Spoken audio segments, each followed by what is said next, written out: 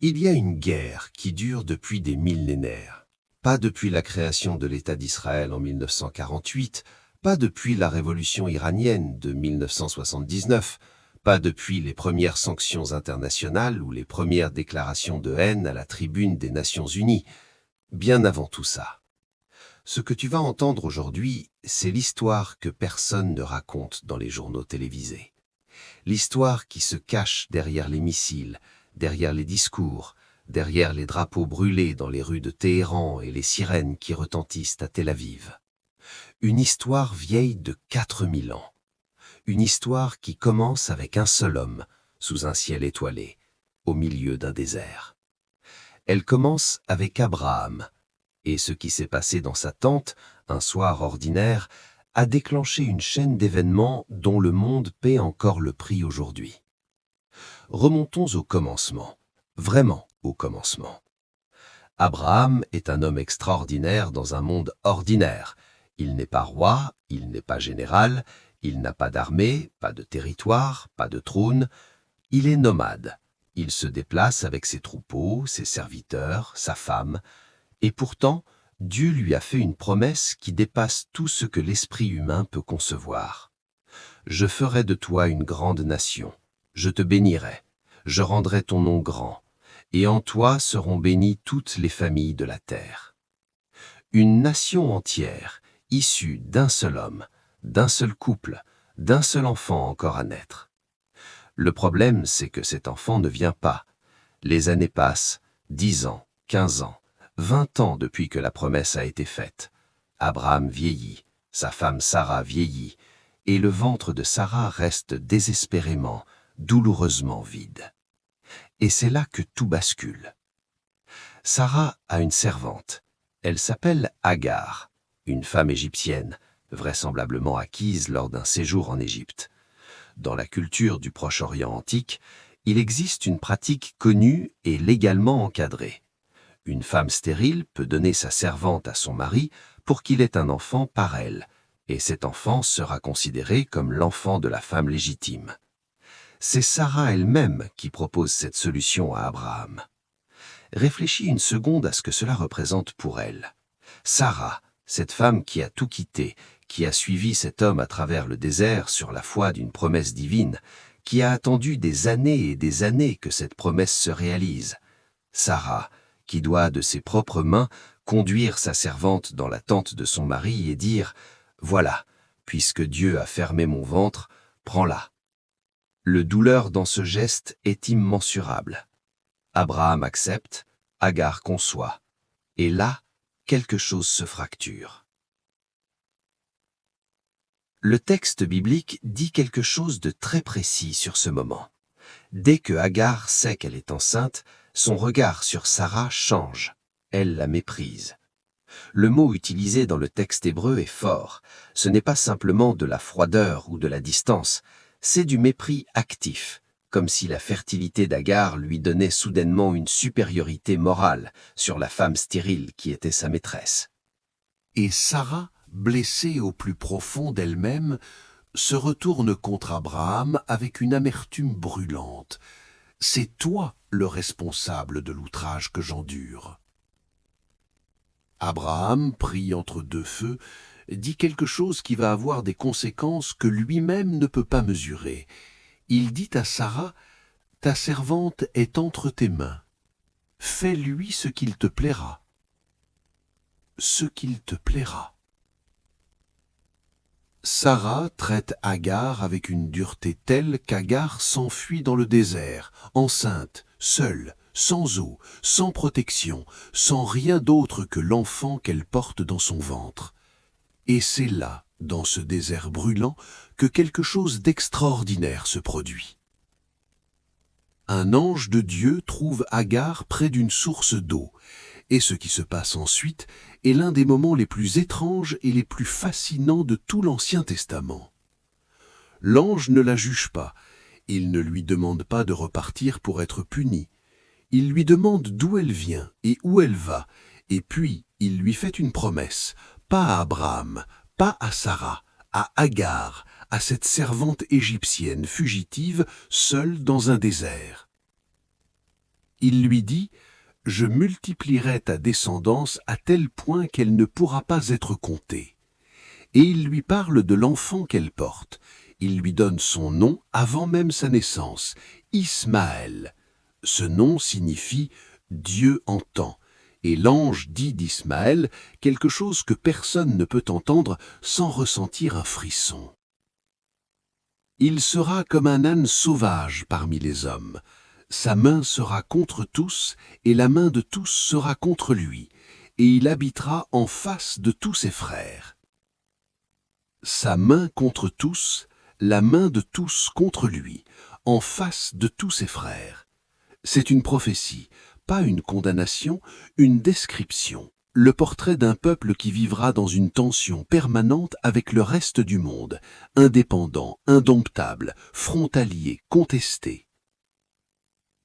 Agar retourne auprès d'Abraham et Sarah. Ismaël naît. Abraham l'aime, profondément, sincèrement.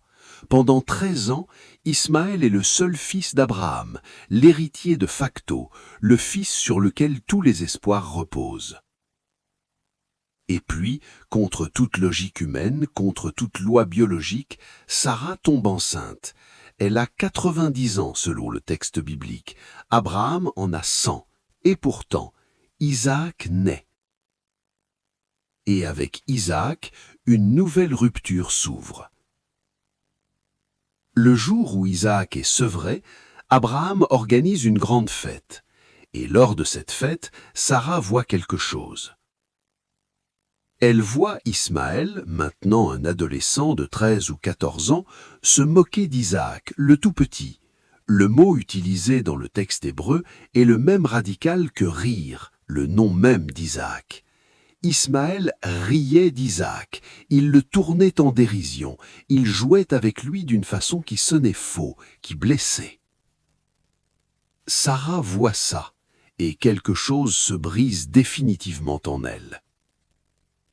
Elle va trouver Abraham, et elle dit une phrase dont l'écho résonne jusqu'à aujourd'hui. « Chasse cette servante et son fils, car le fils de cette servante n'héritera pas avec mon fils Isaac. » Abraham est déchiré. Le texte dit explicitement que cette parole lui est très pénible à cause de son fils. Ismaël est son fils, son premier-né, sa chair et son sang. Le chasser, c'est perdre quelque chose d'irréparable. Mais Dieu parle à Abraham cette nuit-là. Et ce que Dieu dit est d'une précision déconcertante. Ne sois pas affligé à cause de l'enfant et de ta servante. Écoute la voix de Sarah, car c'est par Isaac que ta descendance sera nommée. Mais je ferai aussi du fils de la servante une grande nation, parce qu'il est ta semence. 2 nations, issues du même homme, du même sang, mais séparées, et destinées à habiter en face l'une de l'autre. Le lendemain matin, Abraham se lève tôt. Il prend du pain et une outre d'eau. Il les met sur les épaules d'Agar, et il lui remet son fils. Imagine cette scène. Abraham, vieux, les mains tremblantes peut-être, charge une outre d'eau sur les épaules de la mère de son premier-né, regarde son fils une dernière fois et les laisse partir dans le désert. Agar marche. L'eau s'épuise. Dans le désert du Negev, peut-être de Beer-Sheva, l'outre se vide complètement. Elle pose l'enfant sous un arbuste. Elle s'éloigne à la distance d'un jet de flèche parce qu'elle ne peut pas regarder son fils mourir. Et elle pleure. Mais Dieu entend l'enfant. L'ange de Dieu appelle Agar depuis le ciel. Et l'ange dit à Agar, « Qu'as-tu, Agar? Ne crains pas, Dieu a entendu la voix de l'enfant là où il est. Lève-toi, soulève l'enfant, soutiens-le de ta main, car j'en ferai une grande nation. » Et Dieu ouvre les yeux d'Agar, et elle voit un puits d'eau. Ismaël survit. Il grandit dans le désert de Paran. Il devient archer. Sa mère lui prend d'une femme en Égypte. Et de lui naît une lignée qui va devenir l'un des peuples les plus vastes et les plus influents de l'histoire humaine.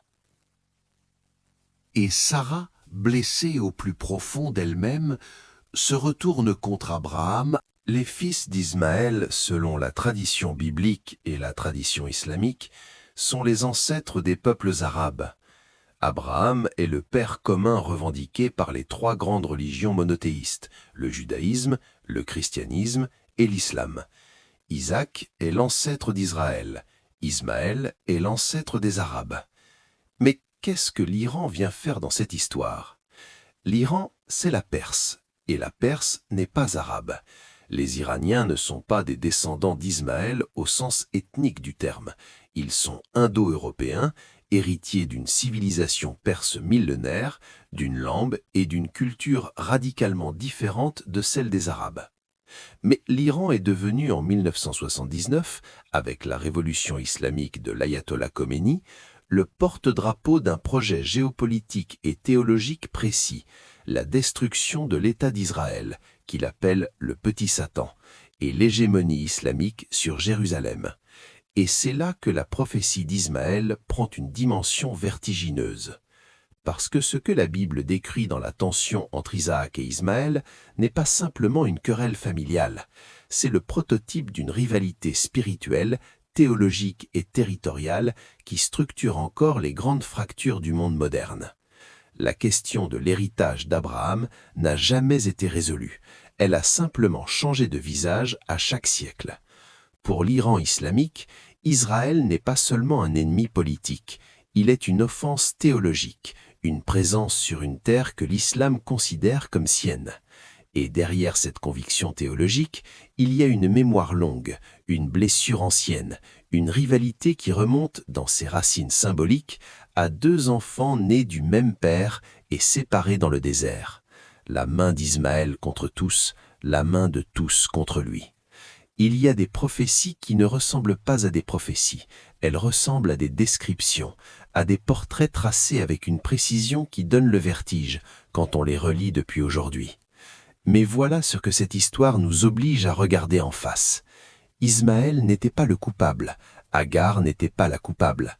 Un enfant chassé dans le désert avec une outre d'eau vide n'a pas choisi sa situation, il n'a pas choisi son père, il n'a pas choisi la rivalité qui allait définir sa vie et la vie de ses descendants pour des millénaires. Et pourtant, Dieu n'a pas abandonné Ismaël.